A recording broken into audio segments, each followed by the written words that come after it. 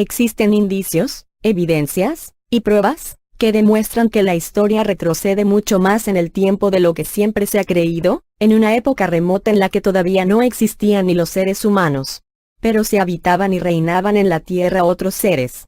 Una época remota enterrada por la arena del paso del tiempo, pero de la que conservamos algunos recuerdos. De hecho, mucho tiempo después del diluvio, todavía seguían quedando en la tierra seres gigantes. Cuando el pueblo hebreo, bajo el mando del patriarca Moisés, año 1500 a.C., conquistó la tierra de Canaán, en donde se encuentra el actual Israel, tuvo que enfrentarse contra gigantes. Y más tarde, hacia el año 1000 a.C., el rey David luchó contra un gigante llamado Goliat. Hacia el año 1000 a.C. los israelitas terminaron con los últimos gigantes, los cuales eran seres viles y muy violentos. Pero existen otros registros sobre la existencia de seres con formas extrañas, entre ellos los gigantes. Por ejemplo, en la obra épica griega de La Odisea, escrita por Homero, el rey de Ítaca, Ulises, y sus hombres, tienen que enfrentarse, durante su aventura náutica por las islas griegas, con muchos seres poderosos, entre ellos el gigante Polifemo, que vivía en una isla. Oficialmente la obra de La Odisea se cree que fue escrita hacia el siglo 8 a.C., pero probablemente la historia que se narra sucedió en el segundo milenio antes de Cristo, es decir, que tanto la Biblia como las obras literarias del mundo antiguo nos hablan de seres poderosos, no humanos, que vivían en la Tierra. En 1991 el geólogo de la Universidad de Boston, Robert Schoch, detectó que la Esfinge de Gizeh, en Egipto, había sufrido erosión de agua varios milenios antes de que comenzara oficialmente la civilización de Egipto. Por su parte, los investigadores Robert Bauval y Graham Hancock, autores del libro El misterio de Orión, mediante la utilización de un programa informático que recreaba el paisaje astronómico en el pasado, calcularon que el conjunto de Gizeh fue posicionado hacia la constelación de Orión sobre el año 10.500 a. El geólogo de la Universidad de Boston, Robert Schoch, a la izquierda, detectó erosión pluvial en la Esfinge de Gizeh, acontecida varios milenios antes del Imperio Antiguo Egipcio. Según los cálculos astronómicos de los autores de El misterio de Orión, Robert Bauval, centro, y Graham Hancock, derecha, el conjunto de Gizeh fue posicionado hacia Orión sobre el año 10.500 a. Mesopotamia, nombre griego que significa entre los ríos, y que se refiere al país comprendido entre los ríos Tigris y Éufrates. Comprendía distintas regiones como Sumeria al sur, Akkad en el centro, y Asiria, en el norte. En muchas ciudades de esta civilización, se han hallado muchos objetos y documentos antiguos que testimonian las huellas de un pasado remoto sorprendente. Akkad, ciudad situada 50 km al noroeste de Babilonia, también llamada Akkad, Agade, Abu Aba, y Sipar, que significa ciudad de libros, lo que indica que esta población fue célebre a causa de sus bibliotecas. Según las crónicas halladas por los arqueólogos, fue la capital del octavo monarca antediluviano, Emendurana, quien reinó durante 21.000 años. Las tablillas de Nippur o la ciudad de Nimrod, a 80 kilómetros al sureste de Babilonia, fue excavada por la Universidad de Pensilvania bajo los arqueólogos Peters, Haines y Hilprecht, entre 1880 y 1900. Se encontraron 50.000 tablillas que se cree que fueron escritas durante el tercer milenio a.C., incluyendo una biblioteca de 20.000 tomos, diccionarios y obras completas sobre religión, literatura, leyes y ciencias. También se hallaron archivos de unos reyes muy longevos. Prisma de Weld. El prisma dinástico de Weld. La lista de los reyes sumerios. Se conocen más de una docena de ejemplares de listas de reyes sumerios, encontrados en Babilonia, Susa, y en la Biblioteca Real Asiria de Nínive, del siglo 7 a. Se cree que todos proceden de un original que probablemente fue escrito durante la tercera dinastía de Ur o un poco antes. El ejemplar mejor conservado de la lista de reyes sumerios es el llamado Prisma de Weld Blundell.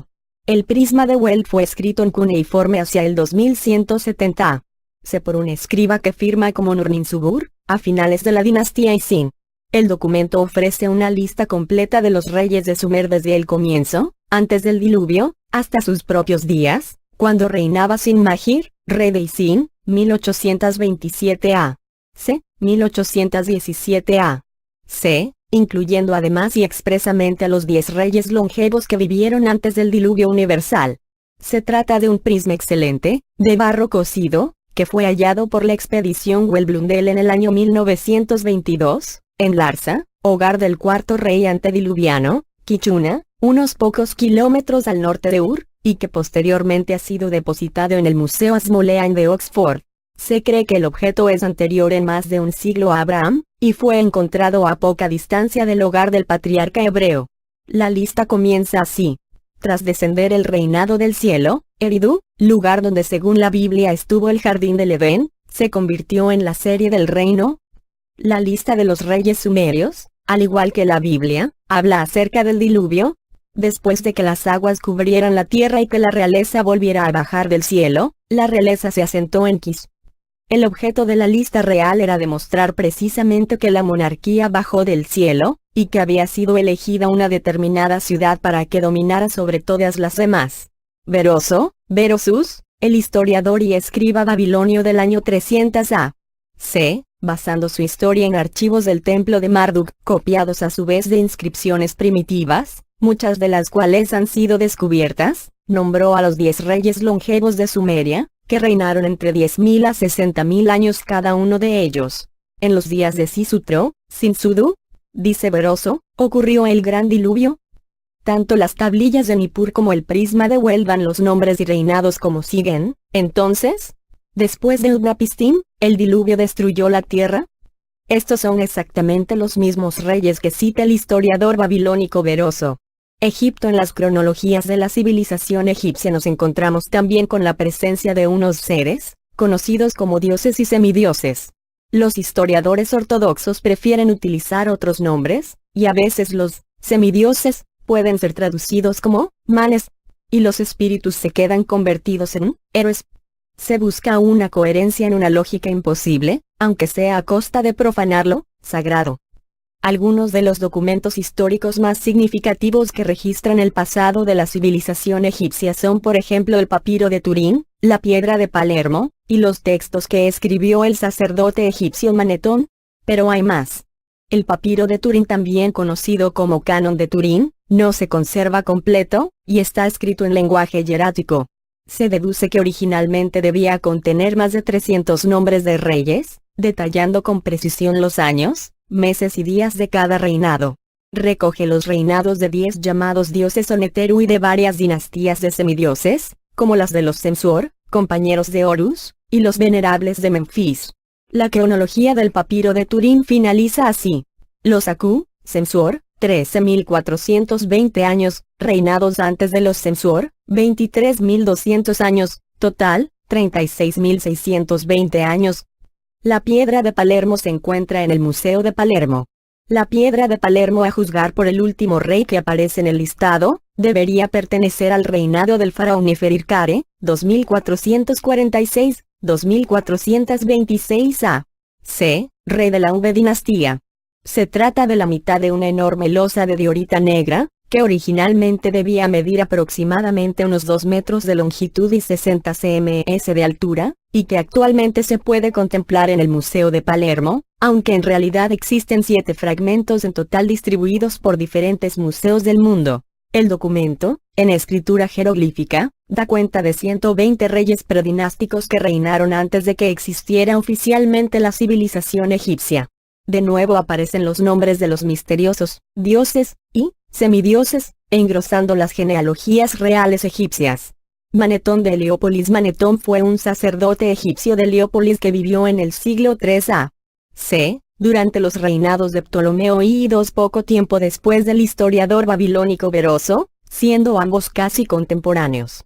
Las cronologías que detalló Manetón encajan perfectamente con el papiro de Turín y la piedra de Palermo. Manetón escribió la historia de Egipto en 3 volúmenes o tomos, que en realidad ya no existen. Pero nos han llegado fragmentos recogidos por distintos autores.